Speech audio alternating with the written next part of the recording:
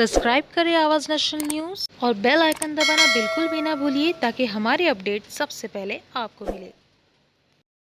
Star report magazine के प्रधान संपादक हार्दिक Hundia star report team के साथ मुंबई के उपनगर कांदिवली के भारतीय जनता पार्टी के विधायक अतुल भातलकर के कार्यालय में सदिच्छा भेंट की। इस अवसर पर अतुल भातलकर ने स्टार रिपोर्ट के प्रधान संपादक हार्दिक हुंडिया द्वारा प्रकाशित 21वें व्यंग्य चित्र मोदी राज में हार्दिक का विमोचन किया। इस अवसर पर अतुल भातलकर ने हार्दिक हुंडिया को शुभकामनाएं देते हुए व्यंग्य चित्र के बारे में कहा कि हार्दिक हुंडिया ने आदरणीय प्रधानमंत्री नरेंद्र भाई मोदी के कार्यों को बहुत ही अलग तरीके से 140 करोड़ जनता तक पहुंचाने का प्रयास किया है। व्यंग्य चित्र की भाषा साक्षर और निरक्षर दोनों बहुत ही सहज रीत से समझ जाते हैं।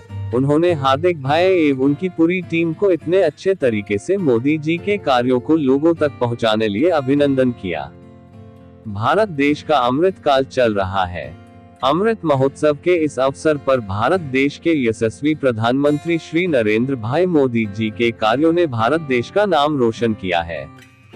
उनके इन कार्यों में से 75 उम्दा कार्यों को स्टार रिपोर्ट के प्रधान संपादक हार्दिक हुंडिया के नेतृत्व में व्यंग्य चित्रकार राज पाटिल द्वारा रेखांकित मोदी राज में हार्दिक व्यंग्य चित्र बुक को तैयार किया गया है।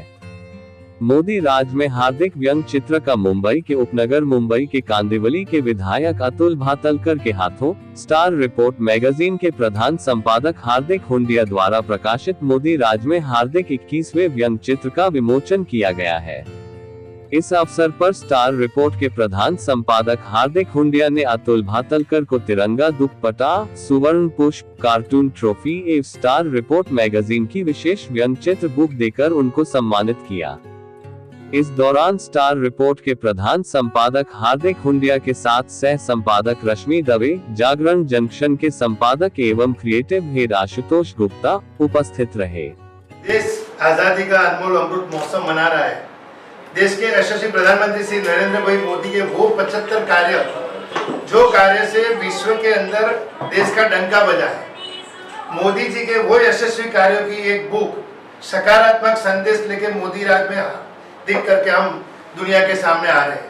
आज करीबन 21वां व्यंग्य चित्र हम देश के जो एमएलए जगत के अंदर जिनका नाम बड़े आन बान शान से लिया जाता है, मैं तो कहूँगा इनकी तुलना किसी से नहीं हो सकती। ऐसे अतुल भातलकर जी आज हमारे साथ मौजूद। आज जिनके हाथों से एक व्यंग्य चित्र का विमोचन हुआ है, ऐसे अतुल भाई जो महाराष्ट्र एमएलए जगत में तो एक धुआंधार बैट्समैन की तरह जगत में, और हम बड़े भाग्यशाली हम उनके एरिया में ही है। तो मैं अतुल भाई से विनती करूँगा, अतुल भाई आज के प्रसंग में बहुत कुछ कहे। आज के इस कार्यक्रम के आयोजक हार्दिक भाई हुंडिया जी, दवे मैडम, बाकी हार्दिक भाई की पूरी टीम और उपस्थित बाकी सभी देशभक्त नागरिक बंधु भगिनी, सबसे प्रथम तो एक अनोखे पद्धति से, अनोखे माध्यम से माननीय मोदी जी का कार्य हार्दिक भाई कर रहे व्यंग्य चित्र जो साक्षर को भी समझेगा, निरक्षर को भी समझेगा, और चित्र के माध्यम से कोई भी बात ये बहुत ज़्यादा आसानी से किसी भी व्यक्ति को समझ में आती है। उसके स्मृति पटल पर वो ज़्यादा समय रहती है। तो ऐसे व्यंग्य चित्र के बुक के माध्यम से ये उन्होंने काम किया है। ये अपने आप में बहुत बड़ी बात है और इसके लिए मैं बहुत बहुत बधाई देना चाहता हूँ, आपको धन्यवाद देना चाहता हूँ। और इसी प्रकार से हार्दिक भाई मैगजीन भी चलाते हैं, जैन समाज के विषय को लेकर भी वो मैगजीन चलाते हैं, पेपर चलाते हैं। तो जीवदया हो, राष्ट्र कार्य हो, मानवता का कार्य हो, और अपने भारत को विकसित भारत करने का जो सपना माननीय मोदी जी ने देखा है, वो सपने में अपने इस प्रकार के उपक्रम से योगदान देने का काम भी हार्दिक भाई कर रहे। इसके लिए भी मैं उनको धन्यवाद दूंगा। और आज इस किताब का विमोचन करने के लिए मेरे को उन्होंने उसके लायक समझा, इसके लिए भी आपको मैं बहुत बहुत धन्यवाद देना चाहूँगा। और आपकी अपनी ये किताब का मैं ज़्यादा से ज़्यादा प्रचार और प्रसार अपने विधानसभा में और विधानसभा के बाहर भी करने का मैं पूरा प्रयास करूँगा।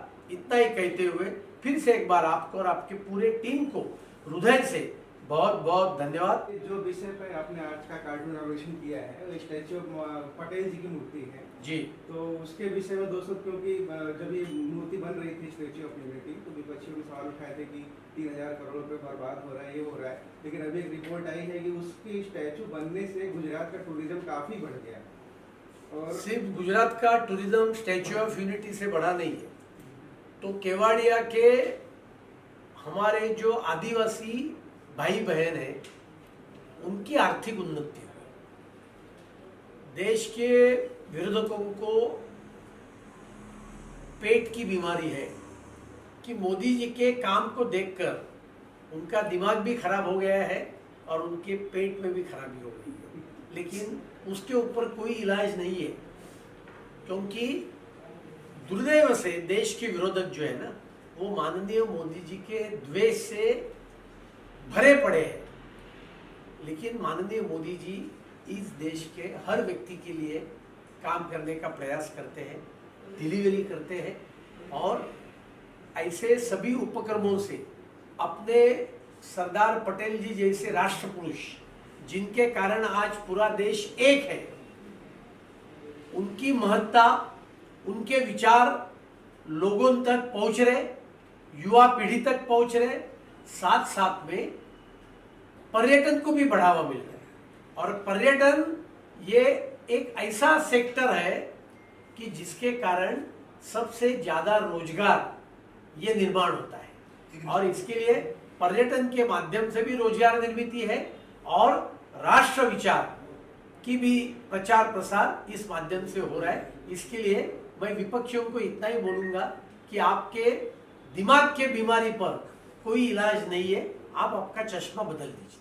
अतुल जी, ये जो व्यंग्य चित्र के माध्यम से एक प्रयास किया गया है, तो आप इस व्यंग्य चित्र के बारे में मोदी जी के तक ये व्यंग्य चित्र जब पहुंचेगा तो हमारी ऐसी इच्छा है कि इसका विमोचन वहाँ तक पहुंचे, तो उसके लिए आपका एक मंतव्य इसके अंदर रजित रहिए। नहीं, जरूर प्रयास करेंगे।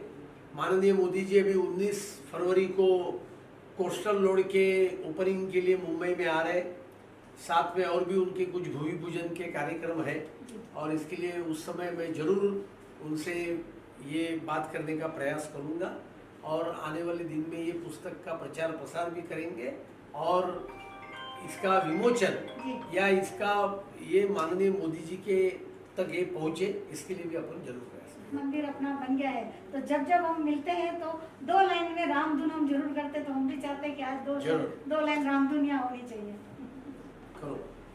मेरी झोपड़ी के बागान खुल जाएंगे, राम आए हैं, राम आए हैं। बहुत बड़ी बात बोली भाई ने, राम आए हैं तो राम जी आए हैं, मेरे जन्मों के सारे पाप मिट जाएंगे, राम आए हैं। धन्यवाद अतुल भाई। पहले जमाने में भी जैसे राम जी का नाम लेते थे राक्षस लोग खड़े हो जाते, तो आज भी वही बात।